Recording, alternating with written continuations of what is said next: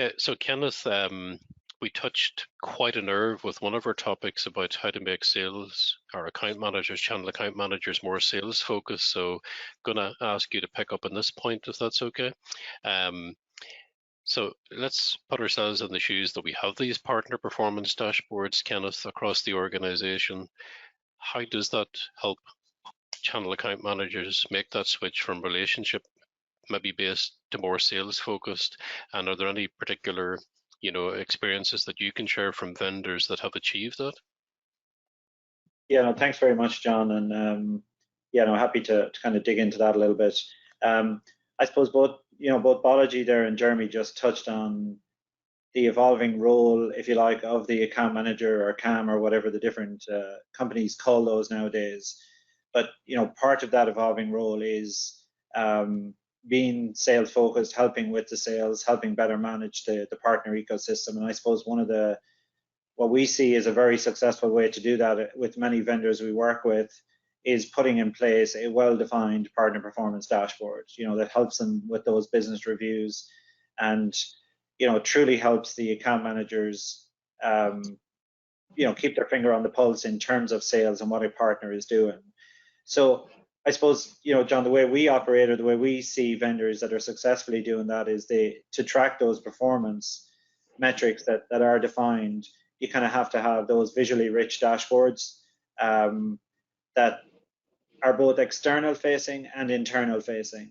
So from a partner's perspective, and that can be any partner type, because the reality is the partner ecosystem is much more broad and varied than it used to be with all the different partner types. And those different partner types, like Jeremy gave a great example there of the agent model, what's important in that world versus a traditional VAR world. They have some of the same KPIs, but they obviously have some very different KPIs that are more relevant than others. So it's having that single view on your partner portal that's easy, regardless of partner type. When they come in, they get to see that in a very visual way. And I always say to people, it's the old thing of a picture tells 1,000 words, because I don't know, maybe Balaji touched on it there, but the average partner will work with between 7 and 12 vendors. Okay, so if you think about, they have to understand 7 to 12 programs, et cetera, they're not going to read all those emails, those 18-page program guides, etc.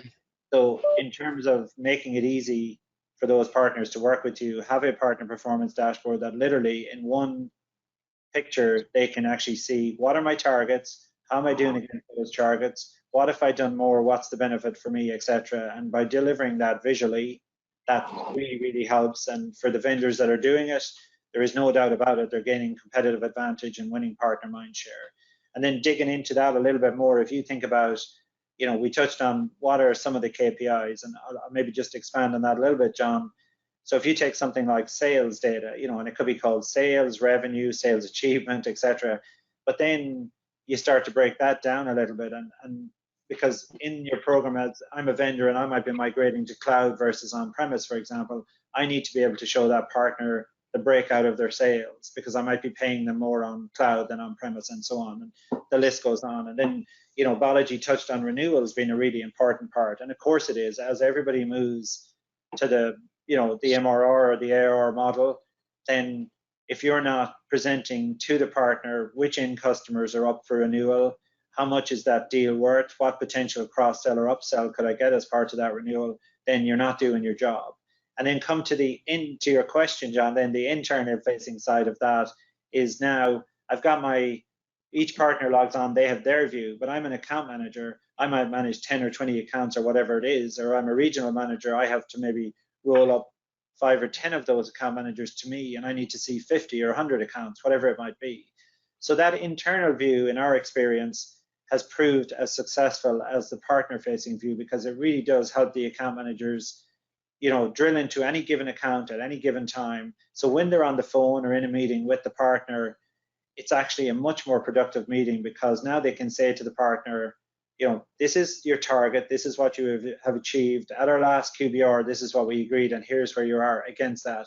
So, one of the vendors we do this with has said, like, it's made their QBRs so much more productive that there's no more BS, if you like. It's, literally, we're both looking at the same picture. This is how you said you're doing, this is how you're doing, and they could be underachieving or overachieving. And then when it comes to things like, that's revenue. But when it comes to things in like compliance, it can be a nightmare for people running programs, the likes of a Balaji or a Jeremy, whoever manages the programs in the companies, because partners don't always understand the compliance piece of it. And again, to my example, if they're working with many vendors, compliance or training entitlements, what they need to achieve, becomes very difficult for them to understand and track all the time across multiple vendors.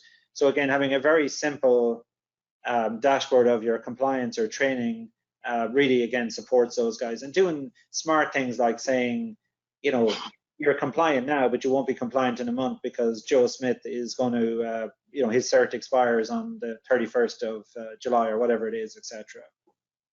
And so on and so forth. So the list goes on.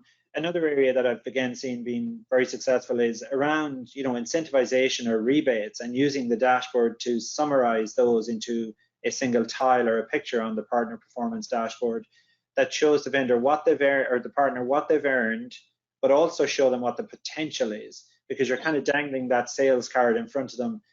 So I'm a partner, I can see if I do $5,000 more, guess what? I either move up a tier or I qualify for an extra kick or whatever that might be.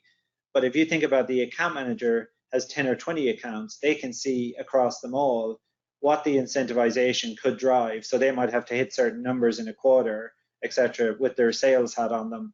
They can now go out to those partners and constructively say, I know you registered this deal because I can see your pipeline. Guess what? If you close that, you get this extra kicker, you move a tier, whatever it might be. So all of those moving parts are hard to manage, and programs have become more and more complex as we've migrated to more and more cloud products, working with SaaS companies. It's not revenue and training anymore. It's deal reg, it's how many webinars did you attend, what are your renewal rates looking like, and I could list 10 more, John. Honestly, people's program rules are a lot to consume for partners. But a couple of last points on it then. Having those dashboards both internally and externally help. Obviously, the partner helps the account manager. One other thing we've seen it does is, from a vendor's perspective, it creates a consistent approach. So all account managers are now interacting with partners in the same way. So that's quite powerful, because of course you'll have, before these kind of things came along, you'll have account managers doing things in different ways and giving partners a different experience. So then when an account manager comes or goes, guess what? That partner has to get refamiliarized with the vendor all over again. Whereas doing it this way, it doesn't matter who's doing it, it's always done in a consistent way. And it really is one of the great examples of how automation can really help deliver sales. So yeah, that's there's a lot there, John, but there's some of the key ways that this type of solution helps account managers and indeed the channel ecosystem. Great, thanks for that, Kenneth. And again, let's get some insight, Brenda, then from the next poll then. So Kenneth has given some good ideas where we've actually seen and vendors have seen that improvement. So next poll, Brenda, is about asking the audience, have people seen improvement in partner engagement by introducing these types of dashboards? Yeah, these questions are always very interesting.